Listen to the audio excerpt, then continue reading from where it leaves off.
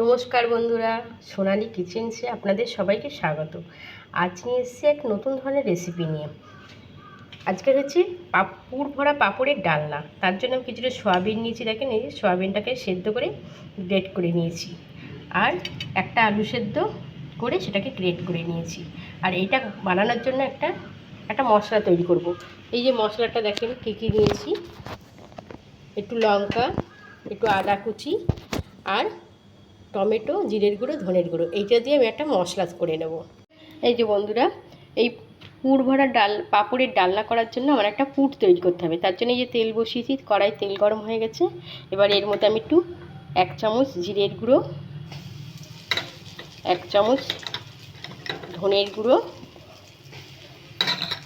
আর 1 চামচ লঙ্কার গুঁড়ো দিয়ে এগুলোকে এবার এই সয়াবিন গ্রেট করা সয়াবিনটার মধ্যে দিয়ে দিলাম। দিয়ে এটাকে ভালো করে কষিয়ে নেব আমি গ্রেট করা সয়াবিনটাকে।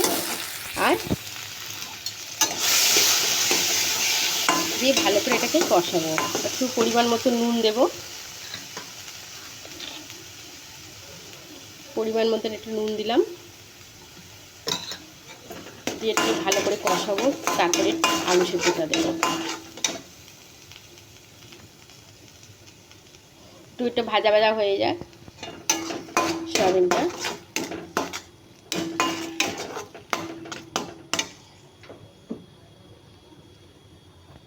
এই দেখেন সয়াবিনটা একটু ভাজা ভাজা মতন হয়ে গেছে।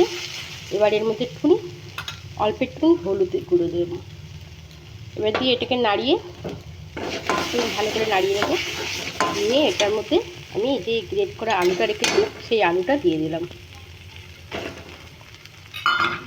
দিয়ে এটাকে একটা ভালো করে নাড়িয়ে একটা পুর তৈরি করে নেব।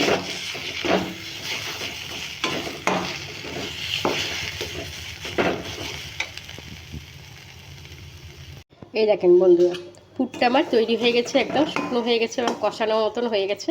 এবার এর মধ্যে আমি সামান্য একটু গরম মশলার গুঁড়ো দেবো। এই সামান্য একটু গরম মশলার গুঁড়ো দিয়ে পুরটাকে নাড়িয়ে নেব।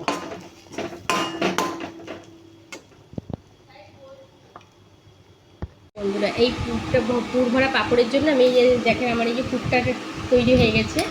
এবং এবার আমি এরকম ছোটো ছোটো পাঁপড়গুলো নেব। নিয়ে এই জলের মধ্যে ভিজিয়ে ভিজিয়ে এগুলোকে একটু নরম করে নেব। এই দেখুন,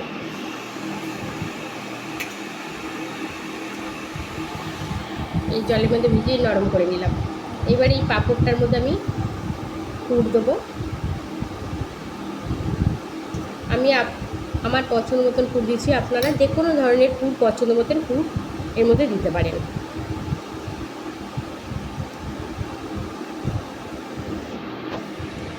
পাঁপড়টাকে এরকম করে ভাজ করে দেবো পুর দিয়ে।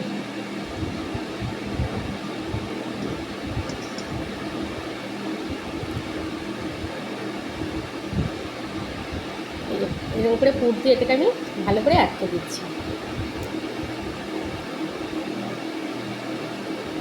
এরকম করে আমি সবকটা পাঁপড়ে পুর ভরে নেব। এই দেখেন, এরকম করে আমি পুরটা ভরে নিলাম। এরকম করে সবকটা পাঁপড়ের পুর ভরে নেব।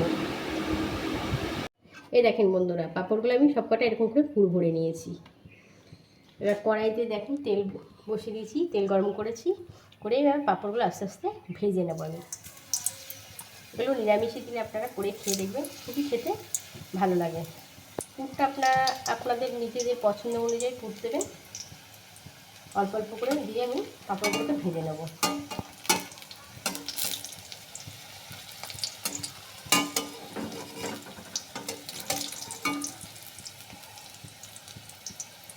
এই যে দেখেন, এরকম করে হালকা করে পাঁপড় দিতে খুব কম আছে, আস্তে আস্তে ভেজে নেব। এরকম করে হালকা করে ভেজে নিচ্ছি। সবকটা পাঁপড়ের করে আমি ভেজে নিই। পাঁপড়গুলোকে আমি এরকম করে ভেজে তুলে নিয়েছি। এবার যে কড়াইতে তেল দিয়েছে, এই মধ্যে আমি একটা তেজপাতা, একটা এলাচ আর একটুখানি দারচিনি ফোড়ন দিলাম। অল্প একটুখানি জিরে ফোড়ন দিচ্ছি, সাদা জিরে দিয়ে এর মধ্যে আলু দিয়ে এই যে আলুগুলো এরকম করে কেটে রেখেছি, এবার আলু দিয়ে এগুলোকে আমি ভেজে নেব, আলুগুলো একটু ভেজে নেব।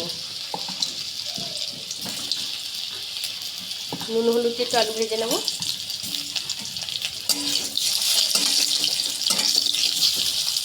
আলুগুলোকে একটু লাল লাল করে ভেজে নেব। নুন আর একটু হলুদ দেবো, দিয়ে লাল লাল করে আলুগুলো ভেজে তুলে নেবো আগে।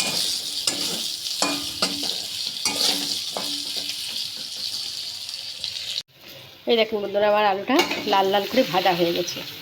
এবারে এর মধ্যে আমি যে মশলাটা করে রেখেছিলাম তখন দেখালাম আপনাদের, এই মশলাটাকে এর মধ্যে দিয়ে দিলাম, দিয়ে এটাকে ভালো করে কষিয়ে নেব।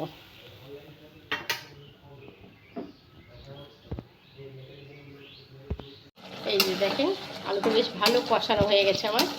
এবার এর মধ্যে আমি অল্প একটু জল ঢেলে দিলাম।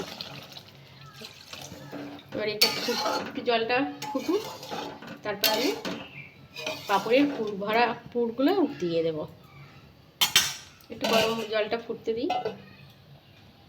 এই দেখেন বন্ধুরা, আমার ঝোলটা ফুটতে শুরু করেছে। এবার এর মধ্যে আমি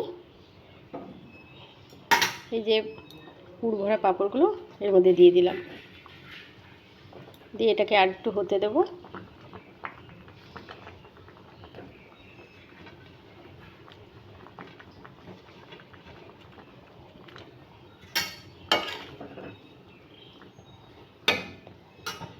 এটাকে আর একটু হতে দেবো।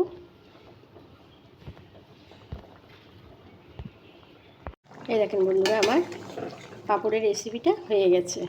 এর মধ্যে আমি সামান্য একটু ঘি দিচ্ছি,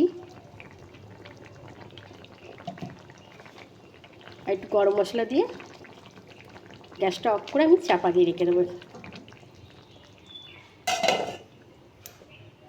এই দেখেন বন্ধুরা, পুর ভরা পাঁপড়ের ডালনা আমার তৈরি হয়ে গেছে। এটা দেখতেও দেখেন যত সুন্দর হয়েছে, খেতেও তত সুন্দর লাগে। এটা নিরামিষি দিনে আপনারা করে খেয়ে দেখবেন, খুবই খেতে ভালো লাগে। যদি খেয়ে ভালো লাগে আমার চ্যানেলটাকে সাবস্ক্রাইব ও ভিডিওটাকে লাইক ও শেয়ার করে দেবেন অতি অবশ্যই। এরকম নতুন নতুন রান্নার রেসিপি পেতে আমার চ্যানেলটাকে সাবস্ক্রাইব করবেন অতি অবশ্যই।